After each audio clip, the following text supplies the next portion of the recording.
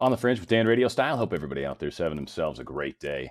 You know, we've heard the adage over and over, why mess with the enemy when they're messing with themselves, essentially? And I think that's one of the things we're seeing play out right before our eyes right now.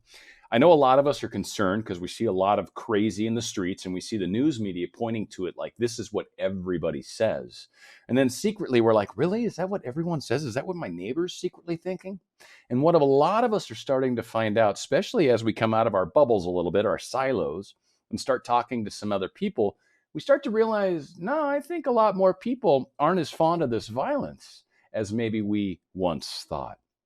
And this is kind of how the game is played. Now, one other thing I kind of want to point out, and I think this is exemplified within these recent Q posts just in the last 24 hours, there's a difference between receiving your information from a news feed, like Apple News or any of these news, Google News, any of these news outlets, or actually going online and looking for your own news, or maybe finding a couple channels that sort of speak to your perspective or maybe a broader perspective. But instead of having someone hand you the news that they think you should know versus you going and finding the news that you're interested in. And there's a very big difference between the way those results will play out. Now, a post that came in yesterday talked about these John Brennan. There's 4x12, so 48, and then this James Comey 5x10. And what I mean by 5x10 is there are groups of 5, and then there's 10 groups, right? And the same over here. We've got groups of 4, and there's 12 of these groups in this case with John Brennan. So we got 48 and 50. And I was wondering if that had to do with D-class. But someone, and I mean, again, this is interesting, and I love this slide, so I want to point this out. This is something that one of the Anons came up with, is that if you overlay these on the towers, one of the towers is just a teeny bit taller than the other. And I guess this probably works from a factor of, a small difference, 50 and 48 plus some spaces, that supposedly these two things fit within those towers. And basically what people are suggesting, and I kind of like it, as they say down here, as the normie public reacted to the inconceivable collapse of the World Trade Towers, so will they react to the Comey and Brennan indictments and the follow-on exposure of the truth about treasonous, seditious collusion between the brazen DNC MSM operatives, corrupt and compromised politicians and staffers, and unelected and unaccountable deep state bureaucrats. So what they're saying is when the towers came down, the public freaked. That was just like, oh my God. And it like made people cry, and the mess it made in the city, like it was the biggest deal ever since sliced bread. And if you've been there and seeing the footprint of where the old towers used to be and all the names, it's a really interesting location. And certainly they've got the new towers there and all this crazy stuff. So yeah, it's pretty fascinating. But one other point. So yes, I think when Brennan and Comey are indicted, this is going to be one of the largest things ever. It will truly show that the government has a lot of information against these two guys that were at the top as far as the conspiracy goes. But World Trade Center Building 7 also tripped people out. But the funny thing is do you realize only roughly 5% of the population even realizes that another building went down? Not that many people are aware of the fact that World Trade Building 7 came down on its own. Now, there's a whole bunch of stuff around it, firemen saying pull it and all this crazy stuff. We're not trying to get down that path. But the fact of the matter is a third building fell, and one that is far more secret, but some people knew about. So we may have 2 indictments coming for sure, and I was talking about that as well. That was my suspicion, is that we were getting some hints, but I think there's going to be a third one that may be a little more under the radar, but certainly with extreme significance. So let's see how that all plays out. Now, getting to where we left off at post 4680, talking about BLM, talking about Act Blue, talking about how, again, if you pull up Antifa.com, it redirects immediately to JoeBiden.com, which is just bizarre beyond all belief. But how the money is flowing through BLM and directly to the Democrat Party and in huge quantities in dollars. There's a lot of interesting things that are starting to come out around this whole donation process. So again, we got a Fox News article that we're going to get right into. And deceivers, Democrats, brackets bold, are the deep state, and it's probably even better what the D stands for instead of Democrats so much as deep state or just danger. I don't know. But welcome to the D party. And this truly is how the game has been played for a while. Now, we're going to get to the Fox News thing in a second. But one thing that's super interesting, and it's this first 3 paragraphs really, I think, say a lot. But the presidential campaign, Senator Barack Obama's back in 2008, his campaign allowed donors to use largely untraceable prepaid credit cards that could potentially be used to evade limits on how much an individual is legally allowed to give or to mask a contributor's identity, campaign officials confirmed. Faced with huge influx of donations over the internet, the campaign has also chosen not to use basic security measures to prevent potentially illegal or anonymous contributions from flowing into its accounts. Aides acknowledged. Instead, the campaign has scrutinized its books for improper donations after the money has been deposited. My favorite part of this whole article, especially when you look back in hindsight, the Obama organization said its extensive review has ensured that the campaign has refunded any improper contributions. Wait again, one more time. The Obama was reviewing itself, albeit extensively, and anything they found, any improprieties that they maybe came across, well, they gave that money back to those people. Really? The most corrupt organization, the most corrupt the president ever in the history of this government? Trust it to look at its own stuff, to extensively review its own records? Oh, I don't know if I could possibly trust them. So what they're finding is data shows that half of the 2019 donations to Act Blue came from untraceable and, better yet, unemployed donors. Wait, what? Most of the donations, like 40% of the donations came from unemployed people? Well, I know, just like you and just like me, if I've ever lost a job, which I have before in the past, the first thing I do when I lose a job is I go and try to find some political organization that I can donate money to. No, you don't. You don't donate money when you don't have a job. Now, you may put that you don't have a job because, well, you don't. Maybe your husband or wife works, right? And you're stay at home. Or maybe you're putting you don't have a job, but you do have a job and you just don't want to put it because you don't want anyone to know. Maybe, and this is, I think, what probably is happening, maybe you're not actually a United States citizen, and maybe you're actually a foreign donor that doesn't want to give up any information such as that. Maybe you're possibly part of the problem. They keep saying that Russia's going to interfere with the election, that it's all Trump. But what we're starting to see, and again, like always, whenever the Democrats point a finger, they got 3 pointing back at them. They project, they're masters at projecting, and pretty much whatever they accuse you of, they are triple guilty of. But that being said, so of Act Blue, the total dollars raised just shy of $1 trillion, right? Just shy of $1 billion. That's an insane amount of money, right? So of all that money, 346 million of that was no employer or unemployed. 39% of all the donors are unemployed? Really?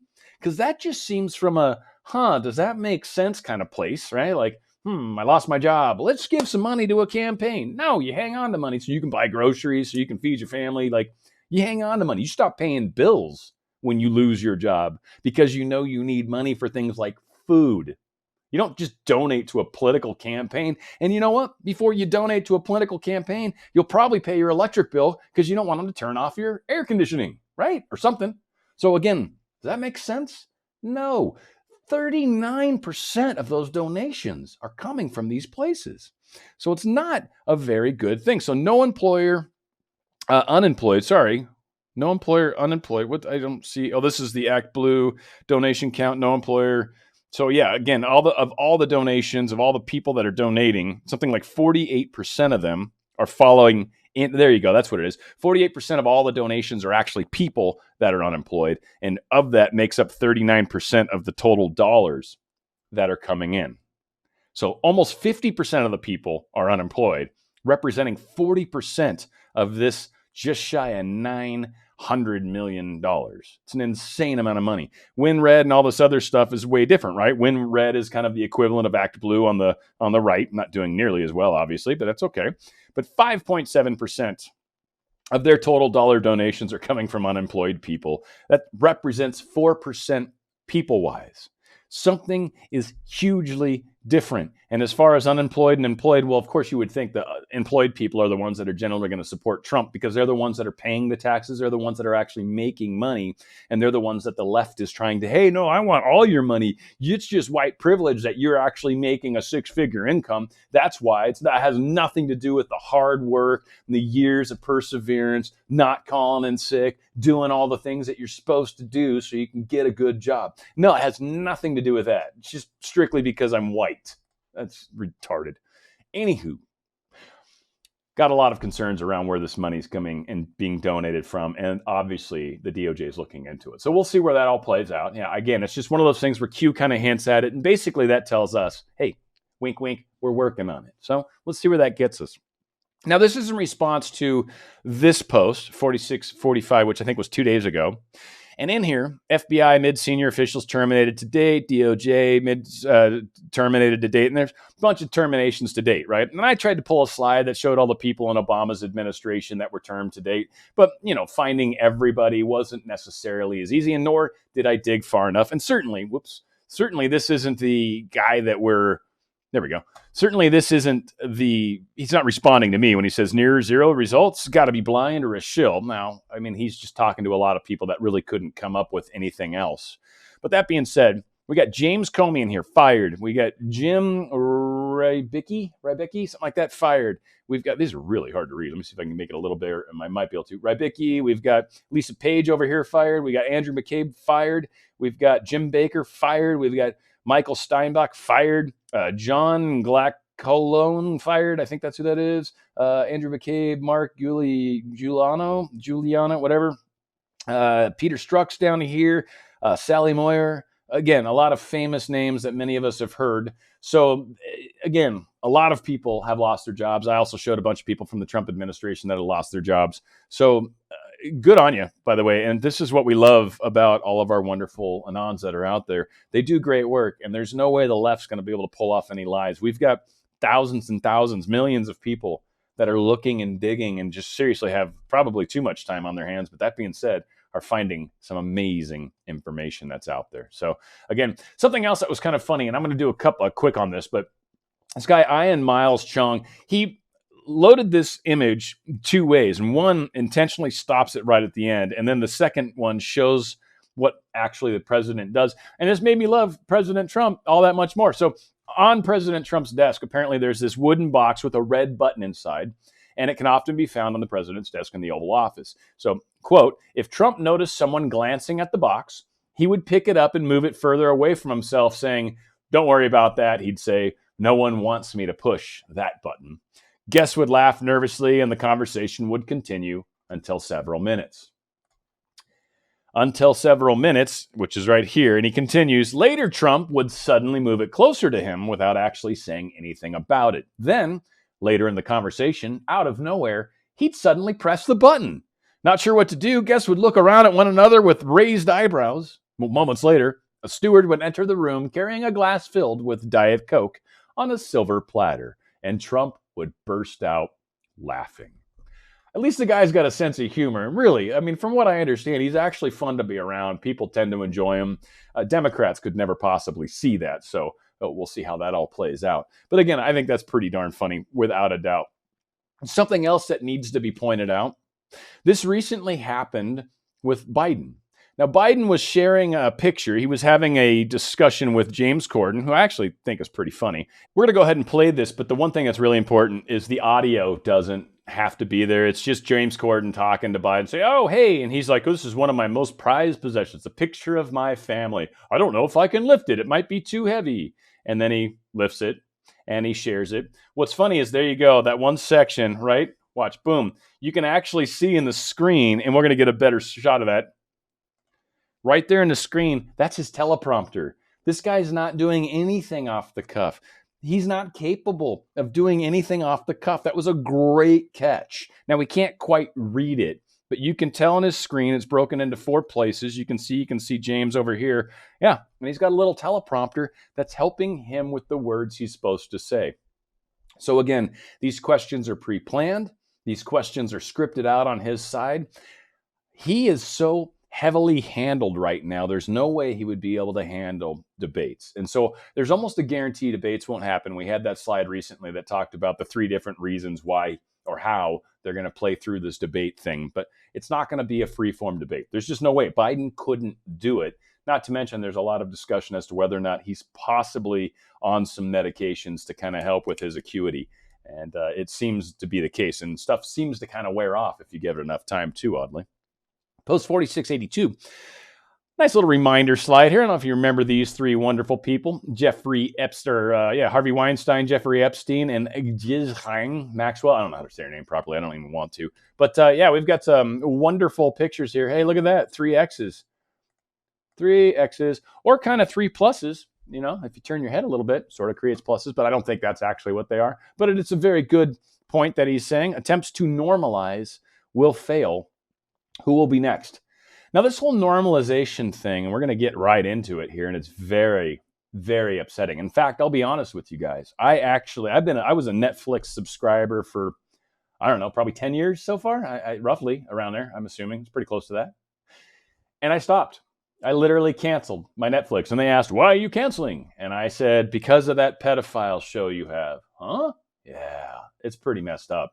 So anyway, we're talking about it here. Netflix, social engineering must be suppressed, as should the media complex.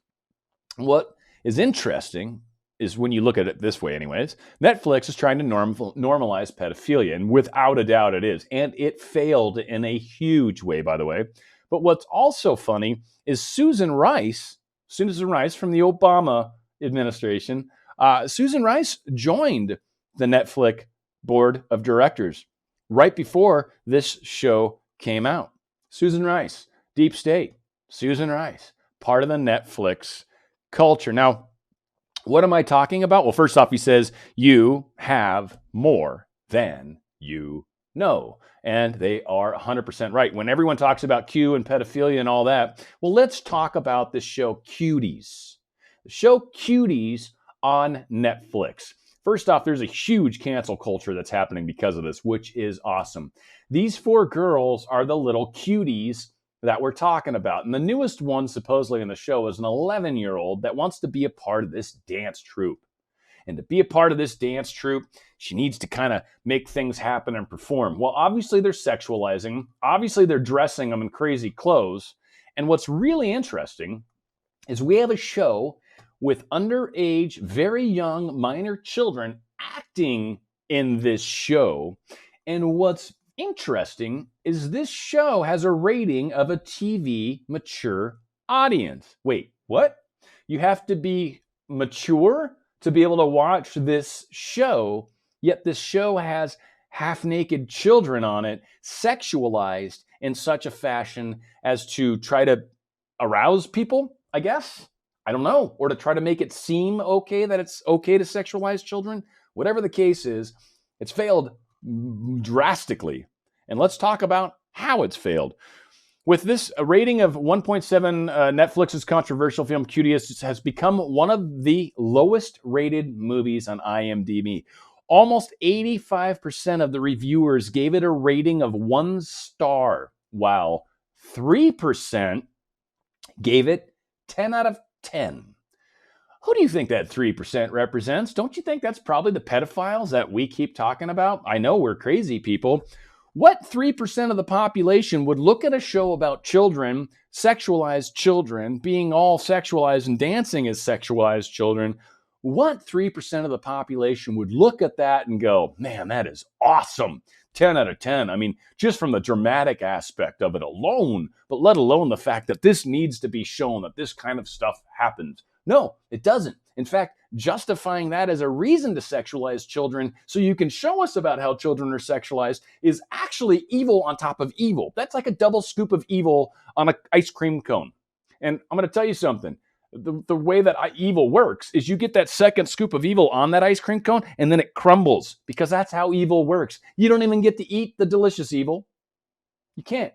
That's probably a bad analogy, kind of, but that's sort of how it played out in their case. It's ridiculous what's going on. There's no way to normalize this kind of behavior. And like I said, I stopped Netflix. I'm done. I mean, it was only $12 a month. They're not getting that anymore from me at all. So we'll see how that plays out as well. But if you haven't canceled Netflix and if you really don't watch it all that much, I highly recommend it. Canceling them because of that show that just literally started September 9th was their first episode, supposedly. Yeah. So 4 days later, you can still cancel. It's perfectly okay. So nothing can stop what's coming is what they keep talking about. And they're 100% right. Nothing can stop this. As hard as they try to spin the truth, as hard as they try to come up with stupid shows on Netflix that are meant to sway you into a direction, as much as they take all of the Antifa.com stuff and dump it over to Joe Biden, with the almost $900 million that Joe Biden has gotten, he still is doing horrible in the polls. People are saying, well, he's out saving or outspending Trump. He's got way more money than Trump. Yeah, and Trump's still burying him. What does that tell you about your guys' message? It's not working. The violence in the streets, we see it. We don't like it. Killing people that are not a problem. We don't like it. None of these things that you guys are doing on the left are even remotely okay. So you're losing in a major, major way. Nothing can stop what's coming. You're too far gone. You're too far into the corner. There's no way you can come back. You were waiting for the polls to show that you were doing something good or bad. Polls came back and screamed at you that you were doing something bad. It's too late. It's too late. You've been backed into a corner. Checkmate, deep state. This is another great slide to indicate what's really going on. And this should give everybody out there hope. This is a slide from Pennsylvania. Change in registered voters. As you can see, Democrats have lost 91,000 and change of voters. 91,000 Democrats have changed their registered vote, who they're going to vote for. Of Republicans, they've gained 75,000, and independents have gained 42,000. These independents are people that were Democrats for the most part, don't like Trump because Trump is a little bit hard to swallow sometimes, but they definitely are not voting Democrat. Now, when you think about it, these are the people that are going to look at the economy, they're going to look at the way jobs are going to look at what's happening, look at the fact that the law and order president has done everything in his power to not just go crazy and send in the troops, but to let mayors govern their own areas and to let them fail. There's also been some discussion that what's possibly coming after the election, if there's these hardcore riots, Trump's pretty much already said post the election, he will use the Insurgency Act and quell those riots. But as you can see, the Democrats are losing. Nothing can stop this now. So the MSDNC con, the country is divided and Dementia Joe, I love the nickname, currently taking early stage dementia medications, maybe? I mean, it's who knows? But he's probably taking something. I've seen a couple places where he seems a lot peppier. Like, I'm pretty sure that's more than Red Bull that's done that, buddy. You didn't get those wings from Red Bull. You got that from something else. But apparently, this whole con is apparently leading across the board, as they're trying to say, but it's not really what's happening, right? How do you amplify a desired theme or narrative? MSDNC controls what you see. So they've got that digital echo. They've got the visual echo. They put it in front of your face over and over. Biden's winning, Biden's winning, Biden's winning. And pretty soon, most of us are like, God, how? How is this guy winning? He can't talk. He can't complete a sentence. How is he winning? He's not. But how do you control that message? Flash it, flash it, flash it, flash it in front of everybody, and it makes you think. Then you get Twitter, Facebook, Google, and they control what you see. So then when you go online and try to find information, flash, flash, flash, I'm still seeing it. I can't get away from it. Hollywood stars, they're swarming to enforce this same trend. So you get on Instagram, you get on Facebook, and the people that we like to follow, flash, flash, flash, flash, showing you the same thing. We got blue check marks swarm to do the same. So we've got all these people on Twitter with their perfect check marks, their perfect records, their best friends. Jack Dorsey loves them. They're like hanging out playing cards together. And they're also saying the same thing. Again, repeating it. Then you get Antifa to say the same thing. And so now you've got this rage and emotion that's followed by those indoctrinated, So all the people that they're getting to see this stuff and say, oh my God, there's racism everywhere. It's in the government. It's every police officer, every person that likes Trump, everybody that talks pro-Trump. They're all racist. Oh! And then they run out on the streets all fired up and angry because of what they've been reading and seeing in their little echo chambers. So they've been indoctrinated. And that's what he's saying here. Define indoctrinate. That is what you do. You flash it until eventually they accept it as truth. So we've got all these people running around that swear racism is just everywhere, to the point where they're willing to run out on the streets and break windows. So to often repeat an idea or belief to someone in order to persuade them to accept it, which is what indoctrination is. So next, once you've done that, you grab rage and emotion, organize platforms, buy indoctrinated, and project as a majority. So then at that point, you say, all right, so you grab the small little section and then you tell everybody by repeating that news source over and over and over. You repeat it on 50 different channels, on all these Twitters, on Facebooks. You spread it out on all the news feeds. And you tell everybody, this is what's happening. Everybody feels this way. So you give it that sort of majority feel. You make it seem like everybody feels like racism exists everywhere. And so by zooming in and focusing really big, you make everybody think that's all there is, right? Like think about from like binoculars maybe, and you're looking at a larger cityscape, and then you zoom them in and you focus it. Well, now you can only see a lot smaller little bit of that whole picture you just saw a moment ago, right? You've zoomed in on something. Well, when you zoom in on that one thing, you're failing to see anything else around it. And it doesn't mean those things aren't still there. It just means you're not looking at it. And so what you're focused on is all you see. And if what you're focused on is driving you insane and making you angry and making you want to do things that normal people wouldn't do, well, then the deep state's actually accomplished what they want. And you're running around thinking this is what everybody thinks. And then you've got your weak people, your followers. Your followers don't want to step out of line. Your followers don't want people to hurt them or hate them or say mean things to them. They don't have the strength to be able to step out of line and say, whoa, wait a minute, this isn't okay. It's not okay to do this. So you get all these followers that think the majority's doing this. Well, then that must be the right thing to do. And then they hate those of us that step out of line and go, what the F is wrong with all you guys? No, not okay. Never. Violence is never okay. And they were like, well yeah, I mean, but everyone's racist. So what else can you do? Isn't violence how things get fixed? No. In fact, a civil war is probably the only place where violence really brought about an outcome, but it was a horrific outcome. More Americans died in that war than any other war. We killed brothers and sisters. Not okay. Not okay. So again, this is how the system of control works. They can say QAnon people are as crazy as they want all day long. Doesn't matter. When you start to pay attention to how this game is played, you start to see it. You see it happen. This isn't happening because I'm telling you it's happening. This is happening because this is what they're doing. So many choose the path of least resistance. Again, the sheeple that follow. They don't want to get out of line because they don't want people to get mad at them. They don't want people get angry. They don't want to maybe get hurt.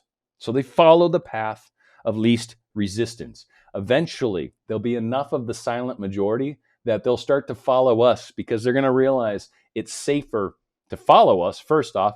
And second off, they realize they're more in line with what we're saying than what the other side's saying. And they were just waiting for somebody to, like the whole time, they're like, I didn't think violence was okay, but I was afraid to say anything.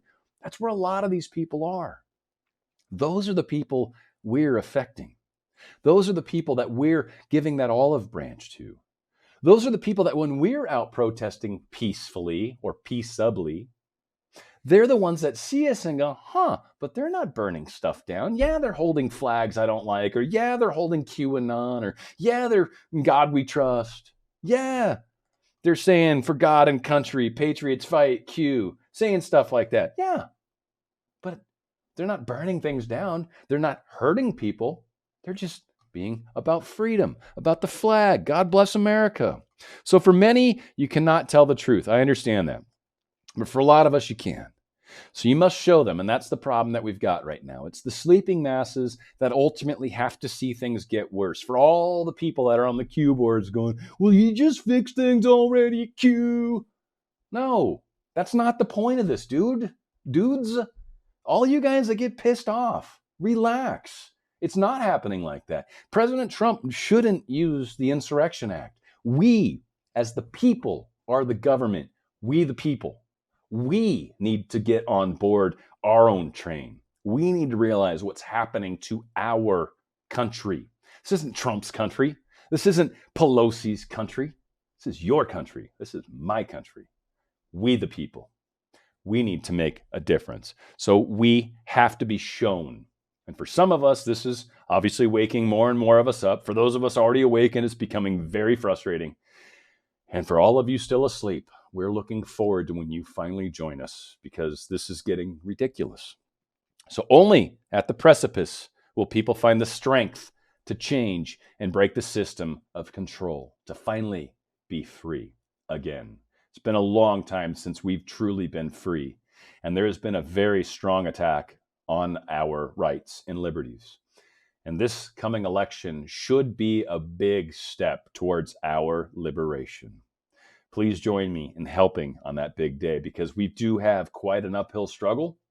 But I think once we get across this top, we can then start to lay the groundwork for where we go from there. And again, where we go one, we go all. It's on the Fringe with Dan RadioStyle.